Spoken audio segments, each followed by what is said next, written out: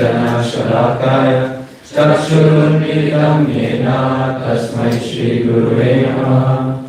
I was born in the darkness of ignorance, and my spiritual master opened my eyes with the torchlight of knowledge.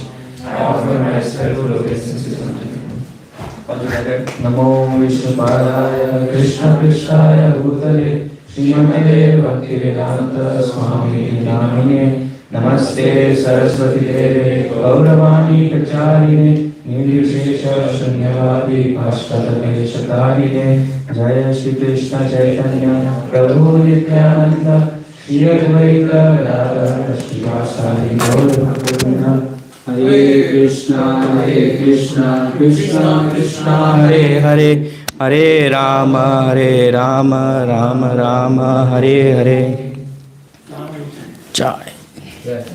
So we are reading Canto 8, Chapter 19, verse 1 to 21. Yes, got froze, so what you can do is you can start reading. Okay. Verse? Chapter 19, starting to 21. All right. I'll read the first one. Text 1. Sukdev Goswami continued, when the Supreme Personality of Godhead, Vamanadev, heard Bali Maharaj speaking in this pleasing way, he was very satisfied, for Bali Maharaj had spoken in terms of religious principles. Thus the Lord began to praise him. Text 2. Supreme Personality of Godhead said, O King, you are indeed exalted because the present advisors are the Brahmanas, who are descendants of Renu, and because the instructor from your future life is your grandfather. Faithful and honorable Maharaja, your statements are very true, and they completely agree with religious etiquette. They are keeping with the behavior of your family and the enhance of I know that even until now, no one taking birth in your family has been poor-minded or miserly. No one has refused to give charity to the Brahmana, or nor after promising to give charity has anyone failed to fulfill his promise. O King Bali, never in your destiny has the low-minded O King Bali, never in your dynasty has the low-minded king been born, who upon being requested has refused charity to Brahmanas in holy place, or a fight to Kshatriyas on the battlefield. And your dynasty is even more glorious due to the presence of Pradar Maharaj, who is like the beautiful moon in the sky. It was in your dynasty that Hiranyaksha was born. Carrying only his own club, he wandered the globe alone, without assistance, to conquer all directions, and no hero he met could ride him. When delivering the earth from the Garbhodak sea, Lord Vishnu, in his incarnation as a boar, killed Hiranyaksh, who had appeared before him. The fight was severe, and the Lord killed Hiranyaksh with great difficulty. Later, as Lord thought about the uncommon prowess of Hiranyaksh, he felt himself victorious indeed. When Hiranyakashipu heard the news of his brothers being killed, with great anger he went to the residence of Vishnu, the killer of his brother, wanting to kill Lord Vishnu. Seeing Hiranyakashipu coming forward bearing a trident in his hand like personified that Lord Vishnu, the best of all mystics and the knower of the progress of time, thought as follows. Wheresoever I go, Hiranyakashipu will follow me, as death follows all living entities. Therefore, it is better for me to enter the core of his heart, for then, because of his power to see only externally, he will not see me. Text 10. Lord Vamanadev continued, O King of demons, after Lord Vishnu made this decision, he entered the body of his enemy Hiranyakashipu, who was running after him with great force. In a subtle body inconceivable to Hiranyakashipu, Lord Vishnu, who was in great anxiety, entered Hiranyakashipu's nostril along with his breath. I don't know. Text 11. Upon seeing that the residence of Lord Vishnu was vacant, Hiranyakashipu began searching for Lord Vishnu everywhere. Angry at not seeing him, Hiranyakashipu screamed loudly and searched the entire universe. including the surface of the earth, the higher planetary system, all the directions and all the caves and oceans. But Hiranyakashipu, the greatest hero, did not see Vishnu anywhere. Unable to see him, Hiranyakashipu said, I have searched the entire universe, but I could not find Vishnu, who has killed my brother. Therefore, he must certainly have gone to that place from which no one returns. In other words, he must now be dead. Hiranyakashipu's anger against Lord Vishnu persisted until his death. Other people in the godly concept of life maintain anger only because of false ego and the great influence of ignorance. Your father Virochana, the son of Maharaj Prahlad, was very affectionate towards Brahmanas. Although he knew very well that it was the demigods who had come to him in the dress of Brahmanas, at their request he delivered to them the duration of his life. You also have observed the principles followed by great personalities who are householder Brahmanas. By your forefathers and by great heroes who are extremely famous for their exalted actions. O King of the Daityas, from your majesty, who came from such a noble family and who are able to give charity beneficently, I ask only 3 paces of land to the measurement of my steps.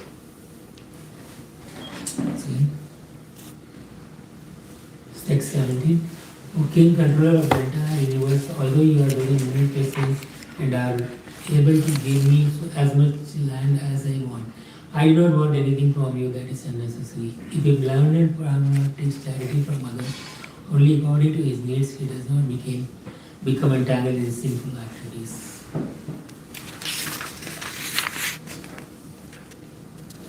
Bali Maharaj said, O son of Brahmana, your instructions are as good as those of learned and elderly persons. Nonetheless, you are a boy and your intelligence is insufficient. Thus, you are not very prudent in regard to your self-interest. I am able to give you an entire island because I am the proprietor of the 3 divisions of the universe. You have come to take something from me and have pleased me by your sweet words, but you are asking only 3 pieces of land. Therefore,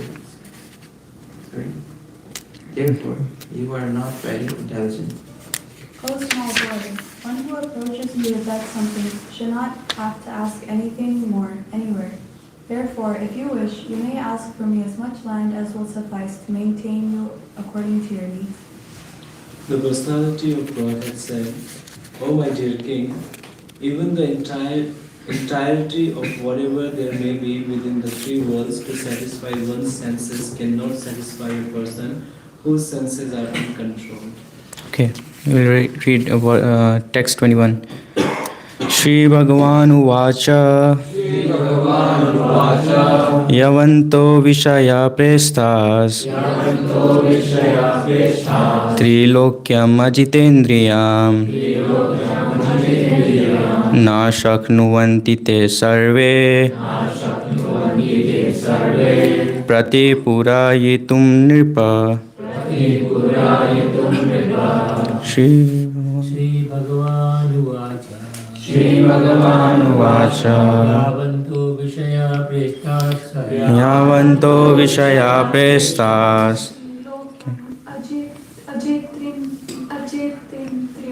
Trilokyam Ajitendriyam Na Shaknuvanti Te Sarve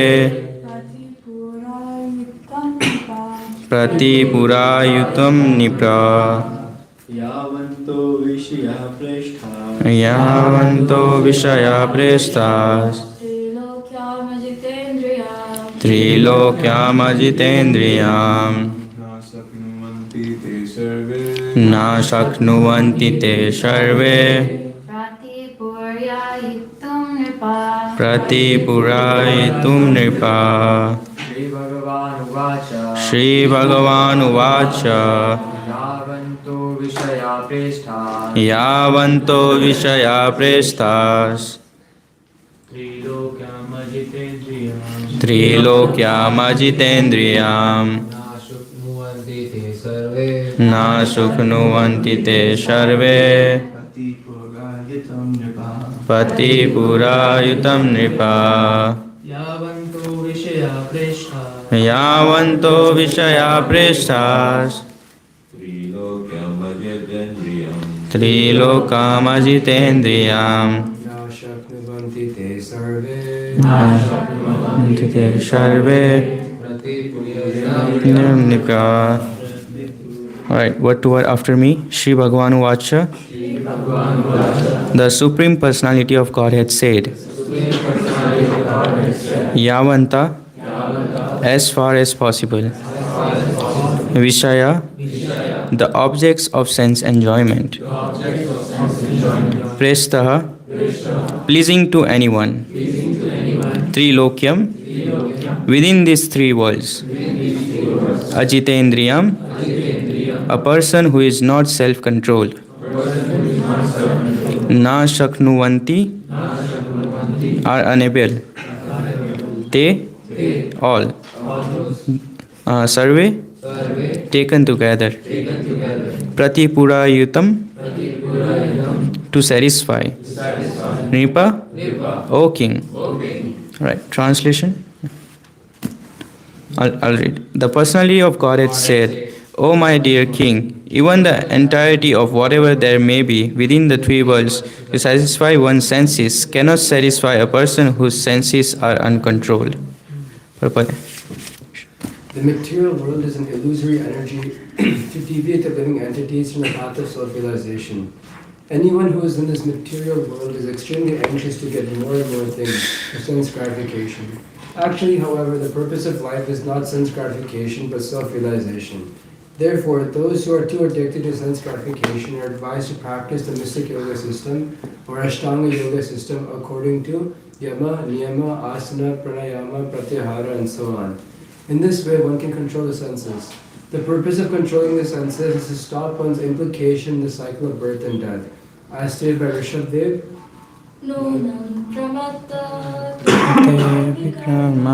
Yad indriya pritaya apranoti nashadu manye yata atmanoyam ashan api klesha ashadeha. When a person considers sense gratification the aim of life, he certainly becomes mad after materialistic living and engages in all kinds of sinful activity. He does not know that due to his past misdeeds, he has already received a body which, although temporary, is the cause of his misery. Actually, the living entity should not have taken on a material body, but he has been awarded the material body for sense gratification. Therefore, I think it not befitting an intelligent man to involve himself again in the activities of sense gratification, by which he perpetually gets material bodies one after another. Bhagavatam 5:5-4. Thus, according to Rishabdev, the human beings in the material world are not just mankind engaged in activities which they should not perform, but which they do perform only for sense gratification. Such activities are not good because in this way one creates another body for his next life, as punishment for his nefarious activities. And as soon as he gets another material body, he is put into repeated suffering in material existence. Therefore, the Vedic culture or Brahminical culture teaches one how to be satisfied with possessing the minimum necessities in life. To teach this highest culture, Varnashrama Dharma recommended is recommended. There's a big gap in my phone. Not like you can read it from here. Yeah. The aim of Varnashram division, Brahmana, Kshatriya, Vaishya, Sudra, Brahmachari, Grihastha, Vanaprastha, Sannyasa, is to train one to control the senses and be content with the bare necessities. Here Lord Vamandeva, as an ideal brahmachari, refuses Bali Maharaj's offer to give him anything he might want. He says that without contentment, one could not be happy even if he possessed the property of entire world or the entire universe.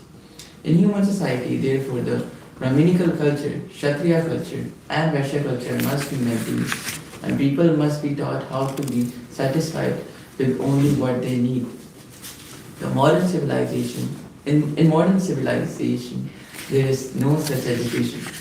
Everyone tries to possess more and more, and everyone is dissatisfied and unhappy.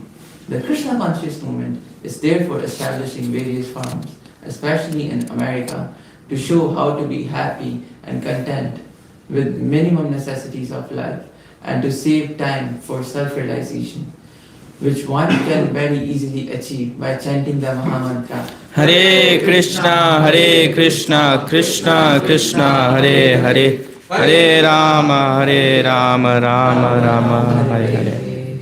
So going back to translation, the personality of Godhead said, "O my dear king, even the entirety of whatever there may be within three worlds, to satisfy one's senses, one cannot satisfy a senses cannot satisfy a person whose senses are uncontrolled." So, what's going on here is like after Vamanadev took birth and after he was initiated as a Brahman, he then goes to Bali Maharaj with his, effulgence, with his, cute little attire. And being so like a child, he tries to please Bali Maharaj by saying, by trying to please him and by saying him good things about his dynasty, like his lineage. Prahlad Maharaj and Hiranyakashipu, like Hiranyakashipu, even though he was a demon, like he was so strong, like Vishnu was struggling to defeat him, but Vishnu still did. And he was like very satisfied when Vishnu defeated him. So that really shows like how strong he was. So he's pleasing, he's praising Hiranyakashipu, and he's also praising Prahlad Maharaj. And by his words, like Bali Maharaj gets very happy, and he asks him like, if you want anything, just ask me, I can give you anything. Because Bali Maharaj then criticizes Vamanadev that like, you are merely a child. How much land will you acquire in 3 steps? If you want, I can give you a whole planet, whole dweep. In the previous purpose, it said that the galaxy is the entire sea. It's the whole universe is the sea, and the individual planets are like islands. They're floating in this universe. So he was offering one whole island to Vamanadev. But then Vamanadev instructs like, I don't need much. Just 3 steps of land is enough for me. And then he says like, as a Brahman, like I don't need much. And if I'm asking for more, then my state of Brahman has to be questioned. So that's what he's instructing in the previous purport. And in this purport, he's talking about the senses. Like, even if possessing the entire 3 worlds, one cannot be satisfied. So, Prabhupada here in the purport is saying like, we are given birth again and again to, fulfill our desires and for sense gratification. So, who knows, like, why do we get birth again and again? To fulfill our desires? No, but like, what do we do that we get birth again and again? Karma? Karma. Yeah, to satisfy our senses, we will go beyond our senses. So, we desire something, and that is like something material. And to satisfy that desire, Krishna gives us birth again. But he only gives us birth like if we have some good karmas that we have did. But in Krishna consciousness, what do we desire? Krishna Prema. Yes. Krishna Prema, right? Loving service to the God, and we desire Krishna Prema. So how do we achieve that? Like by performing devotional services. And is it easy to perform devotional service? Is it not? Mix. It has some austerity. Yeah, but we still are doing here, right? Like everyone is waking up in Mangla, chanting their japa, and so on and so on. Like the whole day we are performing devotional service. By chanting and the happiness. By chanting we get happy, like chant and be happy. Yeah, with happiness. But there are like only few people who understand this. Like there are not many people doing this. So why is that? They don't know. They don't know. But whenever we are going on Sankirtan, we try to approach people, right? And what do they say? I'm okay. I'm okay. But because they think that they are in this material world and they possess everything, like they have sufficient money, sufficient finance and health. And so they think like I am satisfied. I don't need anything much. Like so they identify themselves as body, as matter. So that's would that be called false ego, being identified as a body? Yes. So what do we identify ourselves with? Soul. So in here Prabhupada says like that we get human body to fulfill our desire to do sense gratification. So in this world, like this is dukhalam asashvatam. So how can we fulfill our desires? Like how can we do sense gratification if it is dukhalam asashvatam? Even that sense gratification is the cause of dukkha. It brings us misery at the end, right? The pleasure is kind of misery in disguise. Yeah. So it gives us misery at the end, but people don't realize that. Even after getting misery, they are like, okay, I'll go after another sense gratification, and I'll keep on doing the process until I keep getting the sense gratification, and in that they end up doing more than what they are required, and then they are frustrated. They are in misery. So this world is actually for sense enjoyment. So why did Krishna make this world for sense enjoyment? But it is called dukhalam ashwatam. Sorry, could you Why can we? This world is called dukhalam ashwatam, but still we can do sense gratification. So why did Krishna make this world like that? When you satisfy your senses, it means you are attached to the bodily concept of life only. Yeah. That's why it is dukhanam. Mm. But when you identify yourself as soul, then nothing kind of, can touch you internally. Yeah. So sense gratification is still there, right? People are doing sense gratification without knowing like what could be what is their higher purpose. They are still keep on doing and doing and doing and doing. They are attached to material objects and matter so much that they forget their self, that their purpose is to realize themselves as soul. So Krishna made this sense gratification still in this world, because like if there is no sense gratification, would everyone realize that they don't belong to this world, they belong to somewhere else, that there won't be any attachment to this material world. So he created this sense enjoyment, sense gratification to test us, to keep us entangled with Maya. And how do we break this test? How do we detach from Maya? By attaching to By surrendering to Krishna. By surrendering to Krishna. So is it easy to surrender to Krishna when we have so much of sense gratification? Not, right? So that's the ultimate test. That's what Krishna is trying to do. He is giving all of this sense gratification to test us if we are trying to surrender to Krishna or not. Yes, Prabhu. I feel like in every moment of your life, you always have a choice. Yes. Either do sense gratification or do devotional service or surrender to Krishna. Exactly. Like in the morning, if you wake up, you have two choices. Either to wake up or to sleep. So you can again choose there.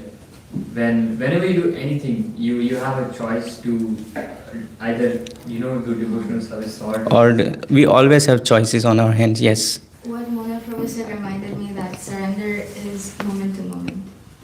Yeah. So yeah, that's something we should keep in our minds. Yeah. So exactly. So he is giving us everything. He is trying to give us opulent things. We have so much of sense gratification in this world, and by giving that, he is trying to see. He is trying to test our surrender. Are we surrendering to him even after that or not. So that's what Krishna is looking for, surrender. So how do we surrender? Like we always have a choice, but how do we like choose the right thing? Yes, Prabhu. I have a question. Yeah. The Bhagavad Gita teach that we have to be active in the world and not renunciate to our dharma. Mm-hmm. It's the message of the Bhagavad Gita. That's what Krishna said to Arjuna. So why we have to renunciate to the object of the sense?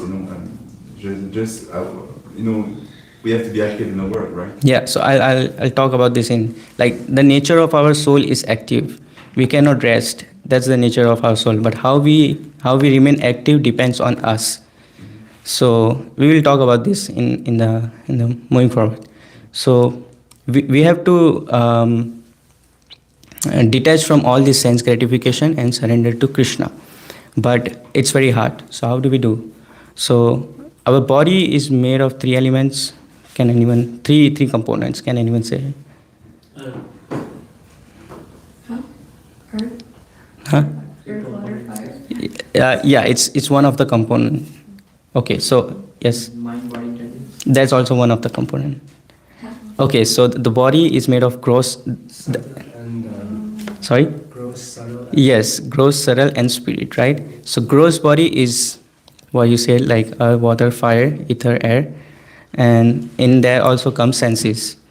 And subtle body is mind, intelligence, and false ego. So gross body is a material thing, matter. So we identify as soul, and we don't identify as matter. We are not this body, but we are this soul. So how do we control this body? By controlling our senses, right? So what do? Like we feel the whole with the whole. So these are the wholes, right? And we feel it with whole. Who is the whole? Krishna. He is all prevailing. He's the Supreme Personality of Godhead. He is the whole. So we feel our whole with the whole, with Krishna. So what do we do with the eyes?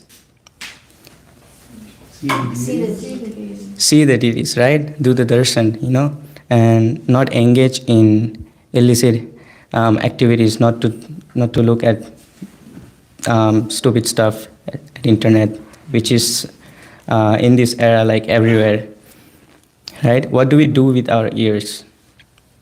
Shravanam. We don't want to get attached too much with the materialistic songs, which doesn't make any sense at the end. But we do want to listen to Kirtan, and we do want to listen to Bhagavatam, because Shravanam is the first step to 9 devotional services. So that's how we engage our senses to Krishna. And what do we do with our mouth? We eat prasadam and nothing else. Chanting, yes. No gossip, right? So that's how we can control our senses, by using them in the service of Krishna all the time and by surrendering to Him. So that's for gross body. But what about the subtle body? Mind, intelligence, and false ego. So you see, false ego is always running the person. I, me, myself. There is always this thing behind any of the motive. I want to do this. I want to have that. I want to be in charge of this. There is always I. That's ego talking. And mind is like always following the ego. Like ego is, grabbing the mind and dragging it to the material world. So ego is like, I want this, I want that. And mind is like, okay, you get it. And then intelligence works in that way. So what do we have to do? We have to conquer our false ego. We have to conquer our false ego, and we have to identify ourselves as not this body but this soul. And by doing that, we grab the intelligence. So this is called, the movement is called Krishna consciousness. It's called consciousness, right? We are trying to change our consciousness from materialistic view to spiritual.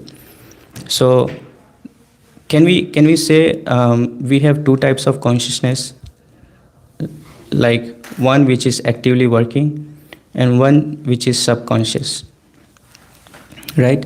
So how many has played catch in their childhood? Catch? Yeah, Paul. Yeah, many people here, right, have played catch. So catch is like throw two. There is two people or even one people can play it. Like you throw a ball up in the air and you try to catch it, and they call it catch. Yeah, yeah. So we many have played catch, right? But and we like it so much, like we keep on doing that. Now let's say if this might have happened with everyone, like the phone slips from our hand, and some might be very, like, very powerfully be able to catch it. But when it's slipping, like, do you actively think that I have to catch my phone? Does it happen naturally? So that's your subconscious working. Like, you have done this activity so much that you don't have to think twice after doing it so much that you don't have to think twice before doing it. So that's our subconscious. So our subconscious has been, injected with this material poison so much so that we think that we belong here and our only object is to do sense gratification. And that's how we got attached in the Maya, in the material world, right? Because it's subconscious talking. It's the mind that's taking control of the intelligence. So first and foremost step is to clear our subconscious. Get detached from the three modes of not three modes, but like two modes that are not good for us, like passion and ignorance. Always desiring something, always running after something, and neglecting our responsibilities, and that's ignorance and passion. So clearing our subconsciousness, how can we do that? Chanting. Yes, devotional service. So in a computer, when there is a virus, what does it say? Like, the administration has blocked your certain rights. So how do we clear that? We install a software. What's our software? The holy name, Krishna, Hare Krishna. Exactly, devotional services. So that's how we clear our consciousness. But so what do we do while we chant? We surrender to Krishna and we pray to Krishna that please take over my senses. I'm trying my best to chant your holy name. Please take over my senses and let me chant even one round of your holy name, right? So yeah, that's clearing subconsciousness. And when we get hold of our ego, when we get hold of our mind, and that's the intelligence starts talking.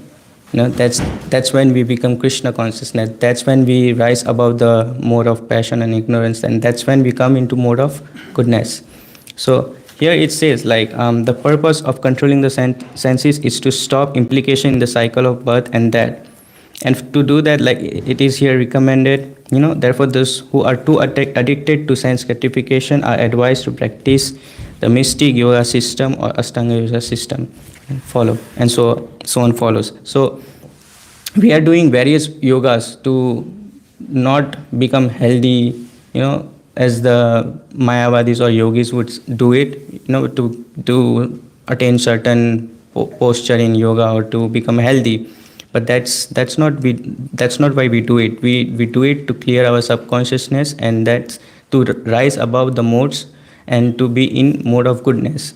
And in mode of goodness, we are in clear state of intelligence. So that's how we surrender. And and in clear state of intelligence, we can chant holy name, and we can see beyond the materialistic perspective. So there is a story in a kirtan, in a Narsimha Chaturdashi. There was a cake for Narsimha Dev that was offered in front of everyone. Now, all the devotees who are doing kirtan saw that cake, and the cake was very opulent, very good looking, and it looked very tasty. So people are doing kirtan, but while doing kirtan, they are thinking of the cake in the mind constantly. So after kirtan was done, and after it was like fast breaking time, so everyone sat down and took the cake, and there was one devotee who took the first bite, and he took the first bite, and he was like confused, why is this salty and not sweet? So he keeps it down and tries to absorb it, like what's happening, why is it salty? But he picks it again in the another next second, and he tries to eat it. That's called hope. That's called hope. He tries to eat it from another side, like let me just check, like maybe my mouth is salty, but he takes it again, he bites it, it's salty again. That's what material world is like. Yes. Friends with the waffles the other day. Yeah. Yes. Exactly. Everyone thought it might be sweet, but it was salty. So that's how the material world is. It's giving us this perverted advertisement.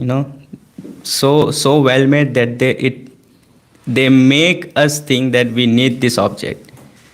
But the thing is, like, we don't need that. When we see it with clear consciousness, with our intelligence, we understand this is like genius marketing. We don't need the product. They are just trying to make their sales. So that's the cake there, and we still buy that product, hoping that it will fulfill us. It will give us sense enjoyment, but that's not the case here. It's just attachment, just entangling in material activities. So, but what do we hope for? We don't hope for material attachment. We hope for spiritual attachment.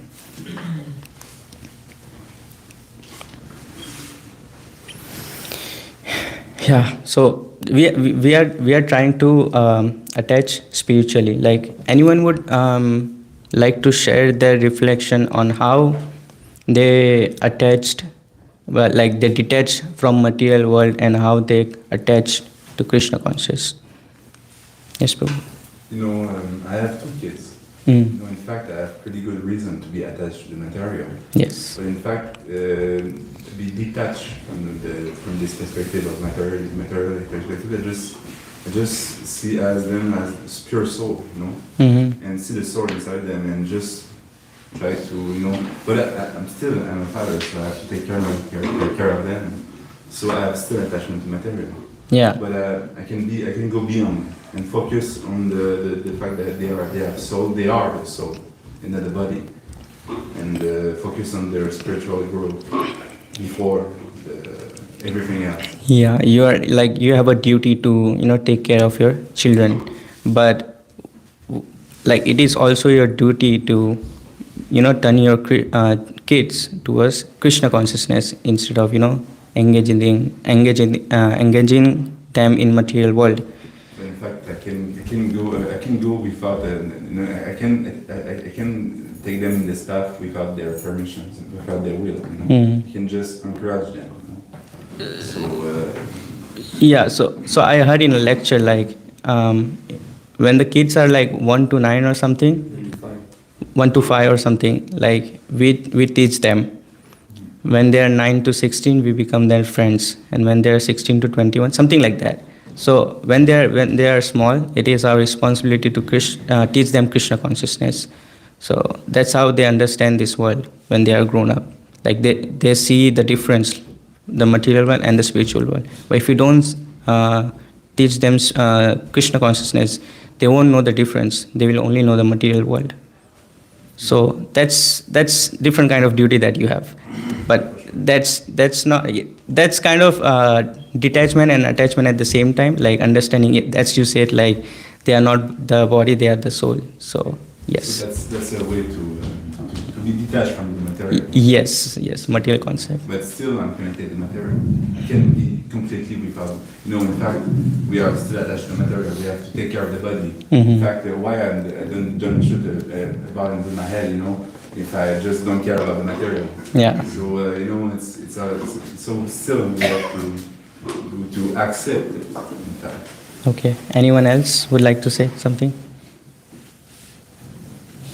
Not on this, but on Chisholm. Yes, yes. So I understand that you're attached to a lot of things, and the degree of attachment that it differs, right? So you know how we learned about types of intelligent people and say that there are people who just know everything.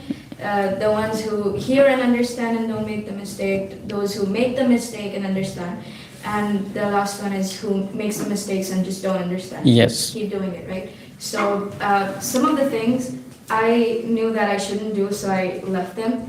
Some of the things I heard that I shouldn't do by people's example and stories, so I didn't do it. But then there are some things that I kept doing it over and over again until one point I was like, oh my god, this is just not working out.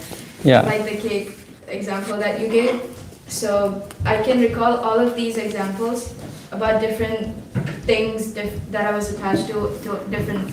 But after getting that, you are like, I didn't wanted this at the first place, or I'm not attached to this That thing. also happened. That's what like detaching from material world is like. Here in the purpose it says like the human being in the material world are just like madmen engaged in activities when they should not perform, but which they do perform for sense gratification. Like they are performing, they by in their subconscious mind, like when we were kids, like weren't we told like you should not be drinking, you should not be smoking, or you should not be engaging in illicit activities. But as we grow up, we still do it because we are in that kind of mode, we are operating in that mode, and we are in that association that's pushes us like I want to do it, but in our subconscious mind we are like I shouldn't be doing that. So association plays the big role in here. Like, anyone have been to Mumbai? No. So if you would have know the railway stations in Bombay, like metro stations, like if you want to get on the train, you just have to be at the right place, surrounded by the right people, and you will be pushed into the train automatically. That's how crowded it is. Yeah. Yeah. And you're just going in there by the push of crowd, and if you want to get off, you just be on the right position to get out. If you're somewhere inside, you won't be able to get out. So that's the power of association. So how did you guys came into ended up in Bhakti Academy? Like, would you have stayed in Bhakti Academy right after coming to Canada, like if you hadn't known what Bhakti Academy really is? So how did you ended up here? After getting kicked by Mara. Exactly. Detaching from material world. Yes, Prabhu. Your first question that you asked, like what connects you with Krishna? Krishna, yes. It connects me with your question as well, Prabhu. Because here we are asked to do all of our duties. We are not asked to renounce everything. Mm-hmm. The best way of renunciation to do our prescribed duties, to identify the nature of our soul, and under the guidance of Guru, Sadhu and Shastra, without being motivated with the results of the outcomes of your action. When we do our job, when we do our duties, it becomes very simple for us. When we are not attached to anything, when we know what to do, in what situation, things get simplified. And the way it is explained as one of the first devotional services in Canto 3, chapter 29 by Krishna, it makes me feel like that to renounce, I don't have to give up on my duties. Doing my duties without any material motivation is also a very good way of renunciation. In fact, renunciation it's even harder. It's super hard to renunciate to everything. It's easier to just I accept to continue in this path, but I offer this to Krishna. I offer the fruit of my action to Krishna, and that will answer me a liberation. That's it's so much more easier than just going the mountain. Abandoning everything. Yeah, Krishna consciousness, we don't teach detachment, but we teach attachment to spirituality. So we are attaching to spirituality even when we are in material world. We are still performing our duties and we are still controlling our senses. How are we controlling our senses? Isn't there sense gratification in Krishna consciousness? There is, right? We had so opulent prasadam yesterday after Gaur Purnima, but we were fasting the whole day. That's like, how did you guys fasted the whole day? Would you have done it like if there was not Gaur Purnima? But you did it because you wanted to please Lord. There was surrender. There was controlling of senses. So that's what we are trying to do. We are attaching ourselves to spirituality without renunciating. So yeah, we are controlling our senses here by fasting, but we are still doing sense gratification. But sense gratification in terms of spirituality, we are honoring auspicious, like not auspicious but opulent prasadam, right? We are going on Nam Sankirtan. Is it like, how many have you had fun yesterday on Sankirtan? Everybody had fun, yes. So there was sense gratification, but there was spiritual sense gratification. So that's the difference: material sense gratification and spiritual sense gratification. We are not detaching totally from the world, going full monk mode in the mountains. We are still performing our duties and holding our dharma. Yeah, action. I'll give 100% just to make the discussion, to make an exchange. I put some point. And Yeah. I totally agree with your point. Yeah. No worries. One Yeah. should be not self-gratified, but one should be self-satisfied. One should not be self-gratified, but one should be self-satisfied. Yes.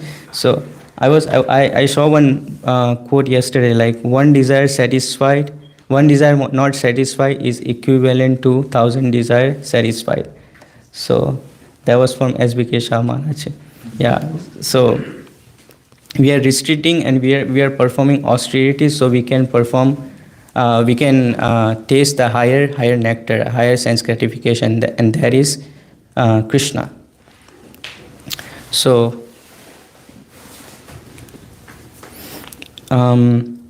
yeah, I was asking, like, how did you guys ended here in Bhakti Academy? So if I would share my story, I was here when the Bhakti Academy was founded, but I was not that associating that much with devotees. It happened last year when I started coming here regularly on regular basis and started associating with devotees more, and that's what brought me and that's what pulled me towards Krishna more. So it's the association that helps you in everything, even in surrender, even in controlling your senses. I was not able to read Bhagavatam on my own, but I am now. Why? Because I have the association. I was not able to listen to a lecture without controlling my mind, because there is always television going on in your mind. Mind is always trying to show you something that is not worth your time. It's always consuming your energy. But I am able to hear to lectures and control my mind and being able to focus on what the person is saying. Why? Because I am in that association. This mood is here. So association plays a key role in controlling our senses and help us surrender to Krishna. So yeah, then outsiders, it's difficult for them to do it. Why? Because they are isolated. They are not that much attached to Krishna, or they are not in that much association with devotees. Here, example of let's say a person gets a job in Google, and now everyone might know like how much Google pays for a job. Like that's very high salary, right? And the person, let's say he makes a code or a certain application for Google and he gets promoted and so on, and he gets a raise. But Google is making 100 times more profit out of it than what the person made. And he thinks like, oh, I did so much, I am getting paid this much, and his false ego takes over him. And then he thinks, okay, I can do whatever I want. I can expand my finances. I can use this finance in that, ultimately he ends up doing sense gratification and ends up exhausting himself so much so that he, at the end of his life, he's not that happy. So here, this material world is also a factory. It's also like a whole firm, like a Google. But who is the CEO here? Krishna, and we are his employees. So our ultimate purpose is to serve Krishna and serve in his sense enjoyment. And we cannot do it unless we surrender to Krishna or control our senses to do so. So with that, I'd like to end. I will. Hare Krishna.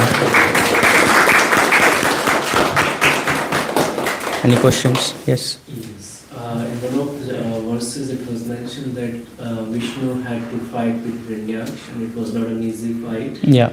It took him a lot of time to kind of defeat him.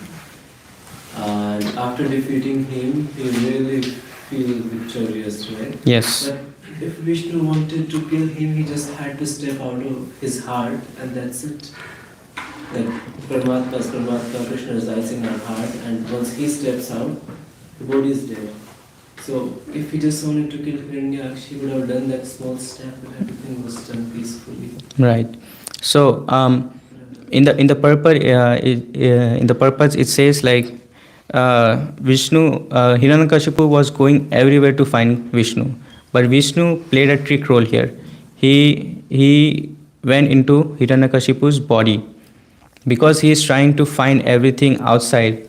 He won't be finding it inside because he's identifying Vishnu as a body. He's trying to find him outside. So that's an analogy we can use in our life. Like we are trying to find sense gratification outside with a material thing, but we are not looking inside. We are not identifying with our soul, and we are not doing our prescribed duty. That is to chant the holy name and use serve in the senses of Krishna.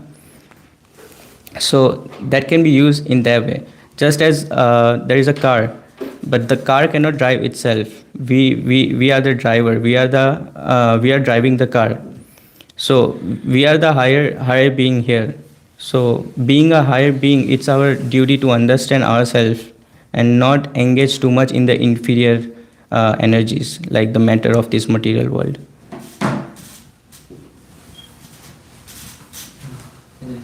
Yes, bro.